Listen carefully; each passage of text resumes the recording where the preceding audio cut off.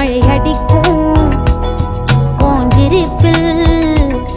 செடி முளைக்கும் நான் பூவாக வெயில் அடிக்கும் நாள் வரைக்கும் கொட பிடிப்பேன் தாயாக நீ நீ சொல்லும் கதை நான் கேட்கும் வர நாமாவும் மாய பறவைகளே தென்கிழக்கு தேன் சிட்டு செம்பருத்தி பூ